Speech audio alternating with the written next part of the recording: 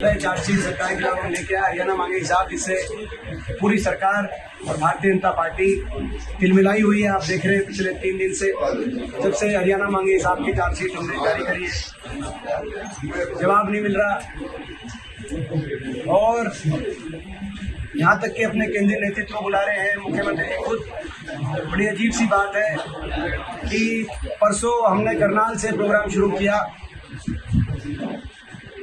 परसों नहीं, एक दिन और पहले, 4 दिन पहले करनाल से किया, 15 तारीख। उसके बाद मेरा मानना है कि तब ये अभियान था, हरियाणा मांगे हिसाब अभियान। उसके बाद जब ये कार्यक्रम पहुंचा यमुनानगर में, अगले दिन महाअभियान का रूप ले लिया। अम्बाला में पहुंचा तो एक आंदोलन का रूप ले लिया। कल राई और पानीपत ग्रामीण में पहुंचा तो एक व्यापक आंदोलन का रूप ले लिया, और आज जुलाना में इसने एक जन आंदोलन का रूप ले लिया है। ये मैं कह सकता हूँ आपको, आपने देखा होगा लोगों की जिस तरह से जो हाली संख्या थी, और बाकी जो आम आदमी जिस तरह से निकल के आ रहा था, और आम आदमी जिस तरीके से अपनी जो सरकार के प्रति एक गहरा रोष, गहरी नाराजगी है इन बातों को लेकर जो हमने कहा है, उनको स्वीकारता आम आदमी की स्पष्ट रूप से दिखाई दे रही है। पहली बात। दूसरी बात, भाजपा का जो इस अभियान के बाद तिलमिलाहट दिखाई दे रही है, सरकार की जो तिलमिलाहट दिखाई दे रही है, वो किसी से छुपी नहीं है। पहले दिन सरकार के काफी वरिष्ठ एक दो केंद्रीय मंत्रियों का बयान आए। अगले दिन स्वयं केंद्रीय गृह मंत्री महेंद्र आए और उन्होंने कहा कि हिसाब हम कांग्रेस से मांगेंगे।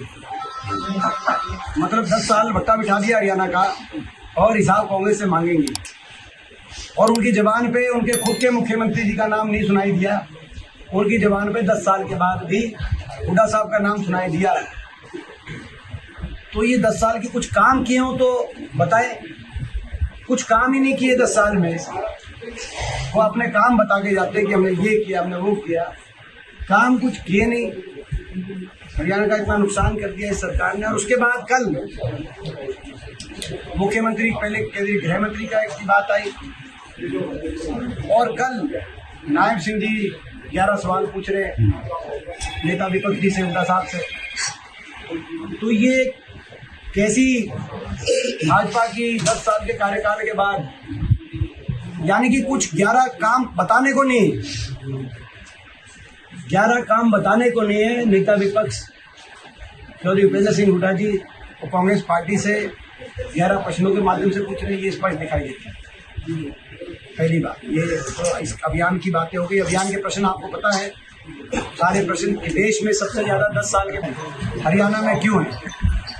देश में सबसे ज्यादा महंगाई, सबसे ज्यादा वैट का दर, हमारे टाइम 8% था, अब 17% हो गया। हरियाणा में क्यों है? देश में सबसे ज्यादा अपराध का दर हरियाणा में क्यों है? क्यों एससी और ओबीसी समाज की सारी स्कीम्स भी बंद कर दी? उनके हितों पर भी इस सरकार ने जो चोट मारने का काम किया, आपने देखा 100 गज के प्लॉट की स्कीम बंद होगी, पीने के पानी की टंकी टूटी की स्कीम बंद हो गई, वजीफे की स्कीम लगभग इन्होंने काफी हद तक कम करने का काम किया, या इंदिरा आवास योजना बंद हो गई, यहाँ तक कि मनरेगा का भी बजट 1/3 करने का काम किया। गरीब आदमी जितनी योजनाएं थी उनको समाप्त की तरफ ले गए। और जो संविधान का बाबा साहब ने जो अधिकार दिए थे एससी समाज, ओबीसी समाज, हर वर्ग को, कि सरकारी नौकरी और सरकारी नौकरी में उनके लिए आरक्षण का प्रावधान, सरकारी नौकरी 2 लाख समाप्त कर दी।